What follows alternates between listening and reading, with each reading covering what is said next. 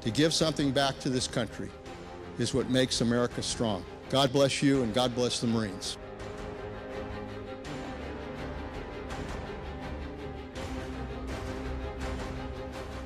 Since our first call to duty 237 years ago, Marines have established a reputation as bold innovators and elite warriors, anchored by our sense of honor and love of country. The service of Marines during conflict, peace, and uncertainty has demonstrated an ageless ethos of fidelity and courage that has established who we are. The State Department confirmed the U.S. diplomatic mission in Benghazi, Libya, was under attack. An ambassador to that country was murdered last night, along with 3 other Americans. City of Benghazi, the second attack on overseas U.S. Marine Rapid Response Team sent to Libya. A Marine team is now making its way to Sudan to deal with the aftermath. Marine Rapid Response Team is in Yemen's capital following the violent attacks on the U.S. Our nation has come to understand that when a crisis occurs or security is threatened, Marines respond quickly and unfailingly. We accomplish the mission, not most of the time, but every time. This is who we are. This is our legacy.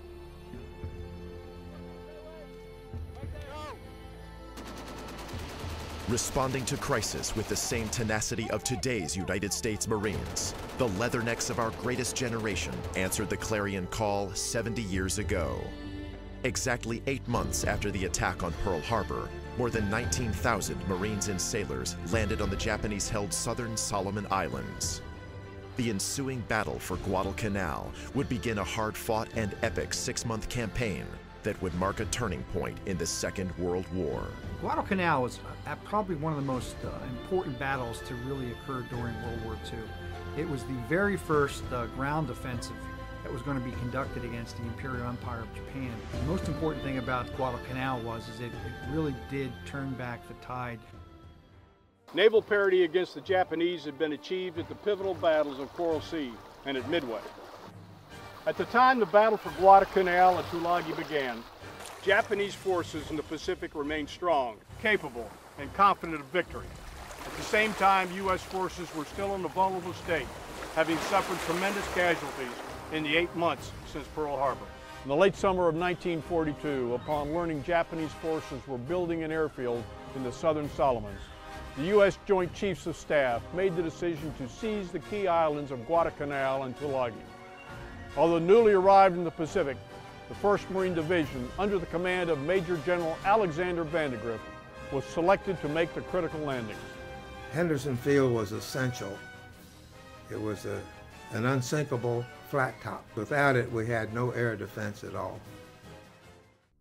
During 1 week in late August and early September alone, some 5,000 Imperial troops landed and were thrown against the Marines' defensive perimeter.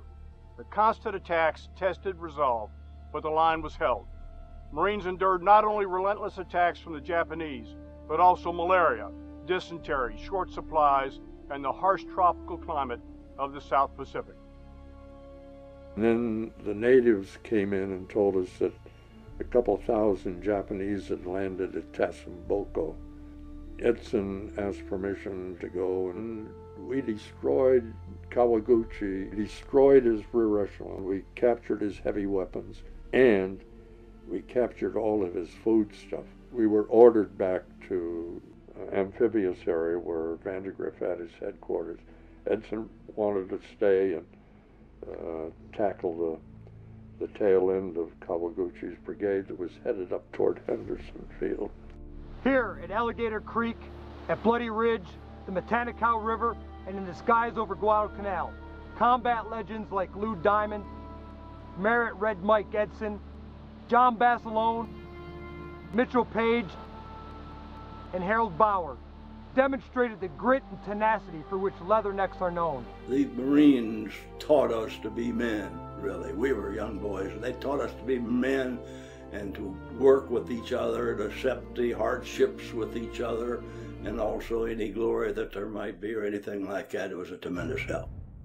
The total cost to the Guadalcanal campaign was high. On the ground, almost 1,600 officers and men were killed. 1,152 of them were United States Marines. The wounded numbered almost 5,000. The Japanese, in turn, lost close to 25,000 men on Guadalcanal to combat, illness, wounds, and starvation. As significant as the physical destruction of Japanese forces by a combined arms team was, the Guadalcanal campaign was also a psychological victory for the American public. On a level playing field, the best forces of the Japanese Empire had been defeated. As we pay homage to that victory of 70 years ago, we reflect on the personal courage and sacrifice of those who fought on Guadalcanal. Now memorialized with humble headstones and name inscriptions like these here at the American Cemetery in the Philippines, we honor and remember those who gave so much. Guadalcanal was their last offensive action. After Guadalcanal, the Japanese were on the defensive throughout the Pacific. Following the repulse of the Japanese counterattack early in the battle, General Vandergrift described his young Marines by saying, "These youngsters are the darndest people you ever saw when they get started." With the same spirit as the Marines of World War II, who fought for honor and for country, today's Marines, nearly all who joined since 9/11, continue to follow the colors into harm's way, knowing full well what the hardships they will endure. We started taking machine gun fire from multiple positions. Our heavy guns, our 50 caliber Mark 19, started engaging. I was posted up into rear security, and as I was doing so, I heard some arguing going around a tall wall. I popped that corner. I shot 2 bursts, about 15 rounds apiece. I went right behind the corner to reload, and I saw a machine gun barrel come around the corner. So I grabbed it, I punched the guy, threw him up against the wall. The combat valor, confident professionalism, and selfless commitment of today's Marines stand with any in our history.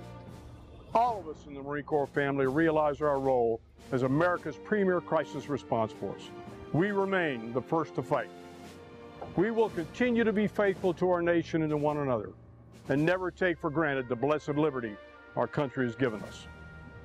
My service, I feel, is dedicated to those young Marines, the ones that are really putting their lives out there on the line. The 17, 18, 20-year-old that raises his right hand and says, "I'll volunteer for my country." And it's all about protecting people who need protection. And when you need support, you call the Marines, and the Marines go in and they do a phenomenal, phenomenal job. He's chosen to become a United States Marine, and to be, you know, to choose a selfless career of service and sacrifice. I'm humbled by, you know, by that choice that he's made. We serve, we all sacrifice. We have the eagle, globe, and anchor tattooed on our soul. In the last 10 years of war, nearly 14,000 Marines have given more. And despite their wounds, they're not done giving. They're not done living. They're thriving. I truly believe I do more now than I did before I was injured. So minus 2 legs, I am a wounded warrior who's going to Georgetown in snowboards. And you know, those kind of things they're not quantifiable. They're just absolutely remarkable. And it's not because of me, it's because of the wounded warrior support. Like all Marines, our wounded warriors live life to the fullest. Participating in sports, they regain their self-confidence and remember again the value of being on a team. They also continue to give back. Some return to their active units, while others succeed in business, and even more return to school. Regardless of hardships resulting from their wounds, these warriors demonstrate some of the purest qualities of Marine selflessness. I believe every Marine from boot camp gets taught that you don't represent yourself anymore. You represent your country, you represent the Marine Corps, and you represent, most importantly, the ideals that the Marine Corps puts first. Just remember that there's no limitations to what you can do. Those guys at Walter Reed are proving that every day. For the rest of the Marine Corps, just remember that those guys are still your brothers, and they're out there still fighting the fight every day. As we celebrate this year's birthday, take time to reflect on all our Corps has accomplished. Remember those who fought on Guadalcanal. Honor the sacrifice of our many brothers and sisters, and remember those that have gone before. Continue to do great deeds and endure. I'm proud to protect my country and to serve in the footsteps of those men and women who have served before me. I'm forever grateful for those who have given the ultimate sacrifice and for those men and women who still continue to sacrifice. Our Corps will continue to be defined by our ability to successfully respond to the world's most challenging and chaotic situations. For honor and for country, we'll maintain our world-class standards of discipline, always remembering who we are. Take pride in all that you've accomplished, and know that Sergeant Major Barrett and I appreciate your enduring fidelity, your hard work, and your sacrifice. Happy birthday, Marines, and Semper Fidelis.